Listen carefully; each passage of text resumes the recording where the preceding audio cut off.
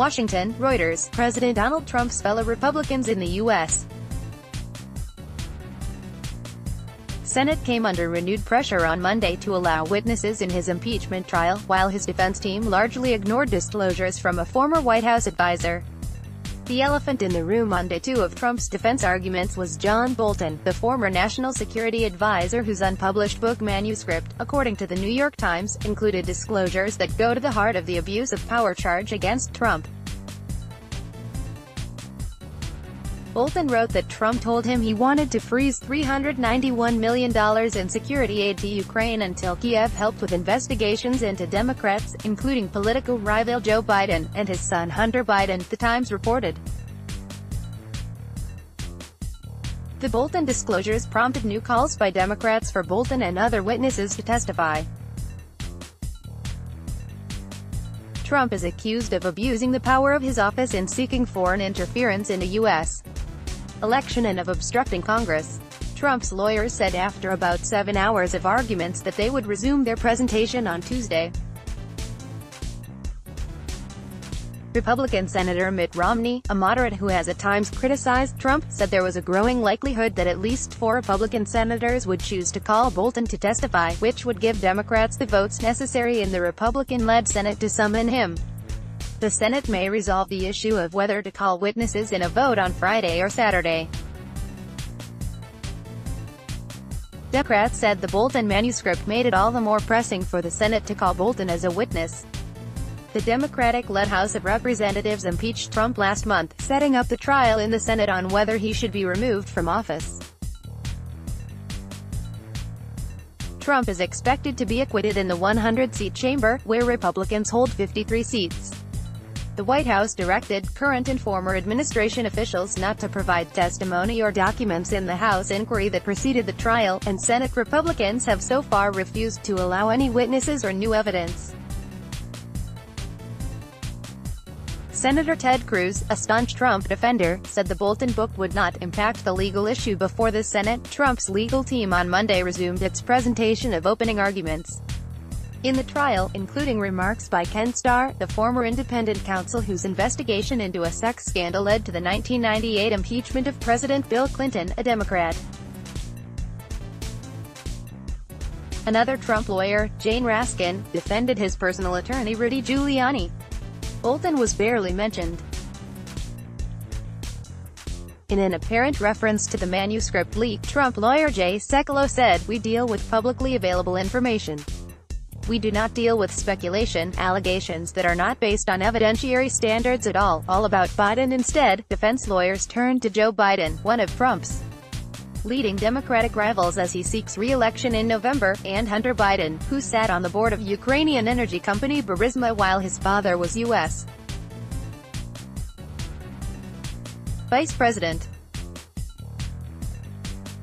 Attorney Pam Bondi defended Trump's use of unsupported corruption allegations against the Bidens as the basis for his demand that Ukraine investigate them.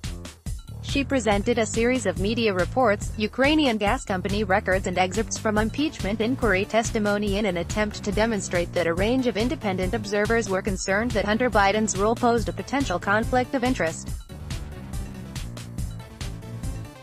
"All we are saying is that there was a basis to talk about this, to raise this issue, and that is enough," Bondi said.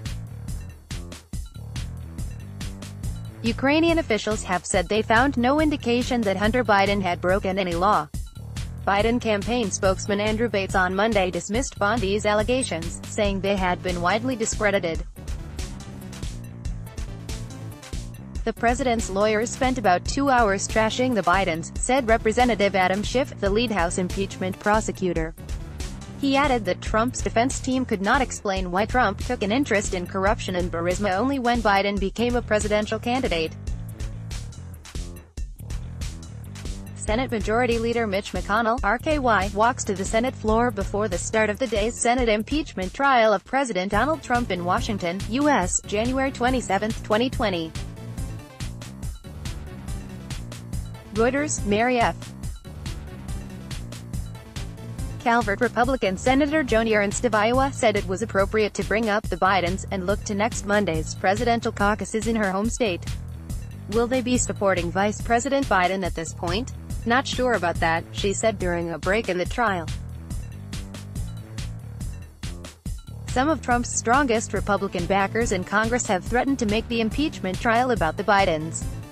Biden himself predicted the attacks, warning voters at a campaign event in Ankeny, Iowa, over the weekend. Turn it on Monday, watch the news.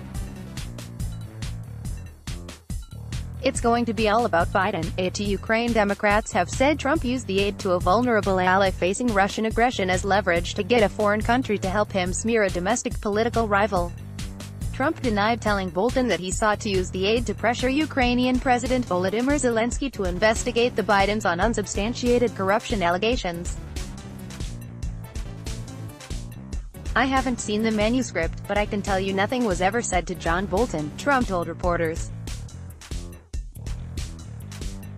But moderate Republican Senator Susan Collins said the reports regarding Bolton's book strengthen the case for witnesses. Every few days something comes out, and Americans are saying they want witnesses. Go to court. It really is as simple as that. I don't need to belabor the point. Starr said. Slideshow. 13 images. This is only the third presidential impeachment trial in U.S. history. Another Clinton impeachment alumnus, Alan Dershowitz, carried a pair of worn antique books as he began closing the day's defense with an argument disputed by most legal scholars. Purely non-criminal conduct, including abuse of power and obstruction of Congress, are outside the range of impeachable offenses, he said. Dershowitz himself argued the opposite view during Clinton's impeachment. Reporting by Patricia Zangerli, David Morgan, Richard Cowan, Susan Cornwell, Karen Freefold, McKinney Bryce, Lisa Lambert in Washington and Trevor Honeycutt in Iowa, writing Doina Chiaku and Alastair Bell, editing by Will Dunham and Peter Cooney. Our Standards. The Thomson Reuters Trust Principles. Let's block ads. Why?